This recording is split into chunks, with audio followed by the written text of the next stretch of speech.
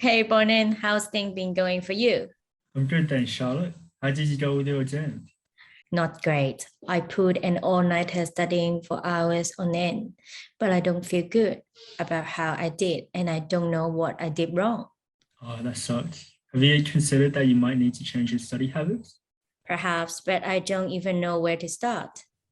Well, from what you're telling me, it looks like you're using mass practice, which isn't really the best way to study. What's mass practice? It's a form of practice where you don't take any breaks. When you're up all night studying before your exam, were you taking any rest breaks? No, I didn't leave myself the time. I left everything until the night before. But what's wrong with that? I'm still putting hours into my study. Well, mass practice doesn't give your brain the ability to consolidate what you're learning. What you can do instead is use distributed practice. Okay, I can see why mass practice may not be the most effective strategy. Can you tell me more about distributed practice? Sure, distributed practice is sometimes called the spacing effect. It involves separating your work into smaller chunks with frequent rest breaks. That sounds like what a model student would do. But how does it actually make learning better and does it really work? While doing revision, you'll recall information that you're trying to learn. By using distributed practice, the intervals between your study sessions gives the brain more time to consolidate the learned information. Interestingly, these study breaks allow for more cognitive preparation and mental rehearsal between sessions, which you may not be aware of. Also, you'll have more chances to retrieve information from your memory. This strengthens both consolidation and the retrieval structures responsible for your ability to remember information. Let me give you an example. When the British Post Office introduced postcodes in the 1970s, postmen had to learn to type these postcodes into a keypad. Researchers were interested to find the most effective way to schedule their practice, so postmen were assigned to one of four learning conditions.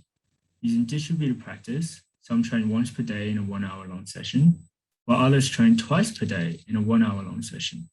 Those allocated to mass practice conditions either trained once per day in a 2-hour session or trained twice per day in a 2-hour session.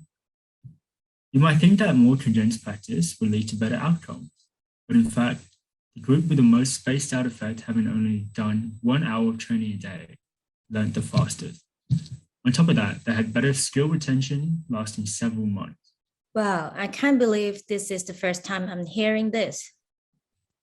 Yes, and there's more research backing this up. Another study also looked at using distributed practice with surgical residents. Surgical residents were assigned to either a full-day workshop or 4 smaller workshops spread across several weeks. Immediately after training, there were no differences in performance. A month after training, those whose workshops lasted for several weeks performed significantly better.